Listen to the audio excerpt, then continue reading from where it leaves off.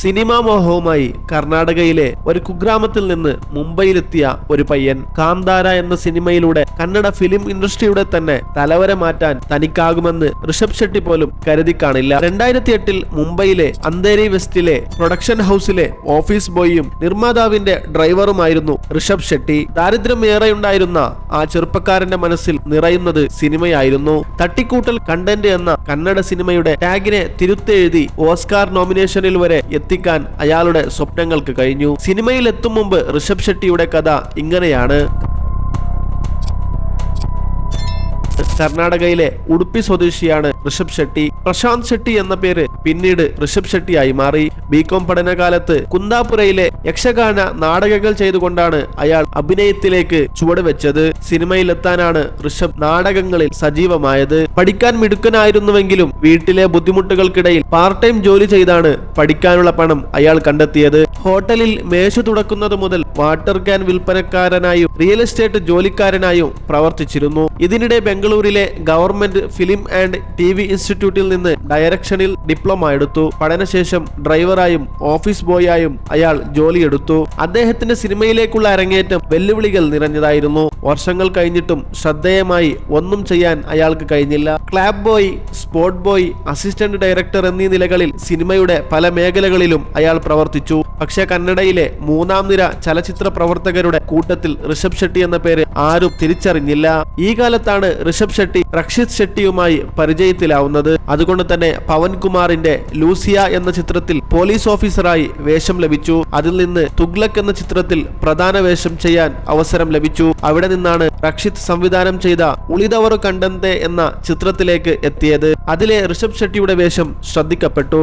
തുടർന്ന് 2016 രക്ഷിത്തിനെ നായകനാക്കി തന്നെ ഋഷഭ് ഷെട്ടി റിക്കി എന്ന സിനിമ സംവിധാനം ചെയ്തു. അത് ബോക്സ് ഓഫീസിൽ മികച്ച പ്രതികരണം നേടി. അതേ വർഷം തന്നെയാണ് കിരിക് പാർട്ടി എന്ന ചിത്രവും സംവിധാനം ചെയ്തത്. അത് കൊമേഴ്ഷ്യൽ ഹിറ്റായി. തുടർന്ന് 2019 കന്നഡ കോമഡി ചിത്രമായ ബെൽ ബട്ടം എന്ന ചിത്രത്തിലൂടെയാണ് അദ്ദേഹം നായകനായി അരങ്ങേറ്റം കുറിച്ചത്. സിനിമയിൽ സജീവമായിരുന്നുവെങ്കിലും തരംഗം സൃഷ്ടിക്കുന്ന നായകനാകാൻ അയാൾക്ക് അന്ന് കഴിഞ്ഞില്ല. എന്നാൽ അയാളുടെ സ്വപ്നം വേറെയായിരുന്നു. സ്വയം എഴുതി സംവിധാനം ചെയ്യണമെന്നായിരുന്നു അയാളുടെ മോഹം. 2022 ഋഷഭ് ഷെട്ടി ഹൊംബാലെ ഫിലിംസുമായി തന്റെ സിനിമ ചർച്ച ചെയ്തു. അവർ സിനിമയുടെ സാധ്യത തിരിച്ചറിഞ്ഞ് താൻ രചനയും സംവിധാനം ചെയ്ത ചിത്രത്തിൽ നായകവേഷവും അവതരിപ്പിക്കാൻ ഋഷഭിന് കഴിഞ്ഞു. മണ്ണും മനുഷ്യനും മിത്തും ചേർന്ന മാന്ത്രിക അനുഭവമായി കാന്താര മാറി. വെറും 14 കോടി മുടക്കിയ കാന്താര ആദ്യ ചിത്രം 450 കോടി കളക്ഷൻ നേടി. തുടർന്ന് മറ്റു 4 ഭാഷകളിലും ചിത്രം പുറത്തിറക്കി. അതിനൊപ്പം ഋഷഭ് ഷെട്ടി എന്ന പേരും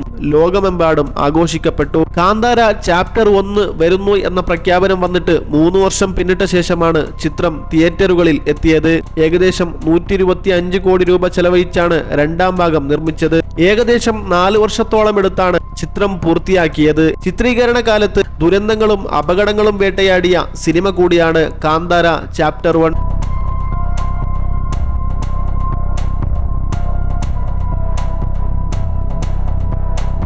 ഷൂട്ടിങ്ങിനിടെ പ്രധാനപ്പെട്ട വേഷം അവതരിപ്പിച്ച രാകേഷ് പൂജാരി ഹൃദയാഘാതം മൂലം മരിച്ചു. മലയാളിയായിരുന്ന കലാഭവൻ നിജോയ് ഷൂട്ടിങ്ങിനിടെ മരണപ്പെട്ടു. നടൻ MF കബീർ സൗപർണിക നദിയിൽ കുളിക്കാനിറങ്ങിയപ്പോൾ ഒഴുക്കിൽപ്പെട്ട് മരിച്ചു. ഷൂട്ടിംഗ് കഴിഞ്ഞു വന്ന മിനി ബസ് മറിഞ്ഞ് നിരവധി പേർക്ക് പരിക്കേറ്റു. കൂടാതെ കനത്ത മഴയിൽ കോടികൾ ചിലവിട്ട് പൂർത്തിയാക്കിയ കൂറ്റൻ സെറ്റ് വരെ തകർന്നു വീണു. ഋഷഭ് ഷെട്ടി ഉൾപ്പെടെ സഞ്ചരിച്ച ബോട്ട് മറിഞ്ഞ് ഉപകരണങ്ങൾ വെള്ളത്തിൽ മുങ്ങിപ്പോയി. ഷൂട്ടിങ്ങിനായി വനത്തിനുള്ളിൽ സ്ഫോടക വസ്തുക്കൾ ഉപയോഗിച്ചതിന്റെ പേരിൽ നാട്ടുകാരുമായി സംഘർഷവും കേസും ഉണ്ടായിരുന്നു.